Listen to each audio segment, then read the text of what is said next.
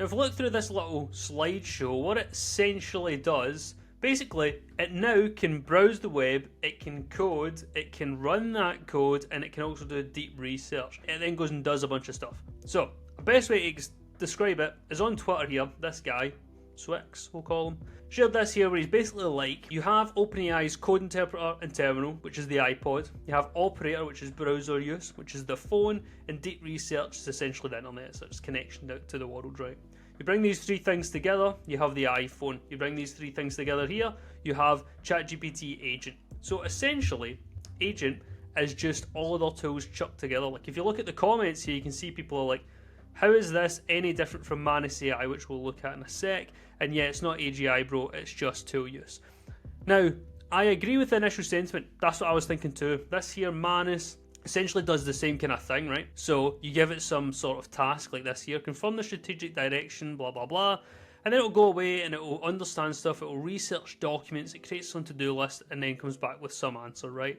Now, ChatGPT Agent does a similar thing, and here it actually launches a website, which is pretty cool. Now, ChatGPT Agent does a kind of similar-ish thing, right, where it goes away and it will try and do something that will combine all of ChatGPT's features. But the reason this is actually cooler than just that, because even before I clicked record, I was going to moan about how it's just like Manus. Now thinking about it, the thing that makes it pretty cool is that if you go on my channel, you'll see that I've done a bunch of n8n tutorials, right? Basically for these n8n tutorials, like particularly like these ones here, I've tried to turn these into agents. YouTube descriptions, tried to turn that into an agent, but it didn't work. Why? Because the agents that we can create right now in n8n, basically you have to give them every step they're supposed to take.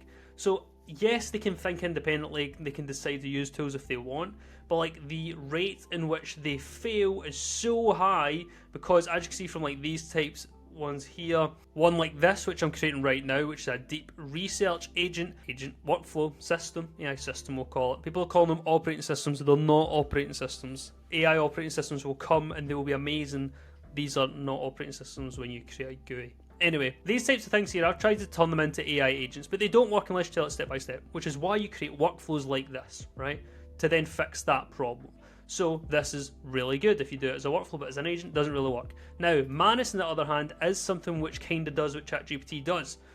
But the thing about ChatGPT is that Manus uses Claude 3.5 under the hood, right? And a bunch of other models. It's not a model, it's actually an application that uses models. So interesting, it's like another layer on top, which they're kind of being phased out, but then you can see it's brought in a browser, which is a completely another thing we could talk about at another point in time. So basically, ChatGPT is now this black box, right? So normally you'd have like Manus, and Manus would actually talk to Claude and it would talk to Quen and stuff, right? And it's like pre-created in here, like a bunch of stuff. You have the other alternative, which is like n8n, right? And in the n8n world, you kind of have to do this, or if you do a single node, like a single thing, and this is your AI agent, you have to still give it descriptions like do this, do this, do this, do this, right? And here you can create it all yourself. Whereas right now with ChatGPT agents, right?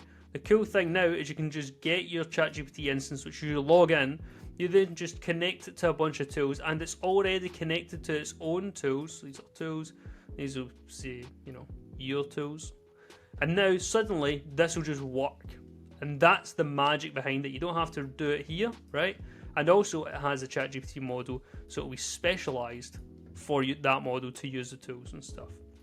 Whereas here, it's just a kind of thin wrapper on top of this stuff, which is cool as a product, but as I'm seeing constantly, wrappers are just getting absorbed into the main model providers.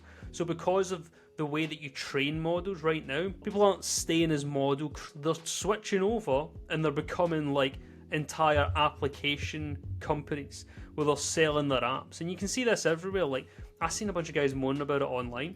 But basically, if we go to like ChatGPT right now and go to tools, you have your deep research, you have your creating images, you have your web search, you have your canvas. These are all different tools which people created on top of ChatGPT, which are just going away. So if you think of something like Cursor or Windsurf, which just went, you know, to not this type of windsurfing, this code in Windsurf was just the top employees were stolen to go to DeepMind, kinda, not stolen, not poached. Moved, something like And the rest of the company was then swept up by Devon, who created some AI coding agent. But basically, here you have like a wrapper around models in an IDE. Now, could ChatGPT just release their own version? Probably. Who did? AWS. AWS have partnered with Anthropic, so they can use Claude, which is pretty interesting. But in any case, all of your little features that you create, like people were making companies behind ChatGPT projects and things like that. People are making companies that do this kind of stuff, like side hustles, but now they're gone as well. So be aware of this if you're going to try and build products. So comment below, what do you think about ChatGPT Agent? Is it a game changer, or is it just Manus or n8n with just a little bit of a wrappery fluff tool use stuff? But just because it's not revolutionary in its thinking, it may be revolutionary in its implementation. But we'll see, because obviously it's not rolled out to everyone. So anyway, that's ChatGPT Agent. I hope you enjoyed the video. If you did, like, comment, subscribe, all that good stuff. And I'll see you in the next video. Take care.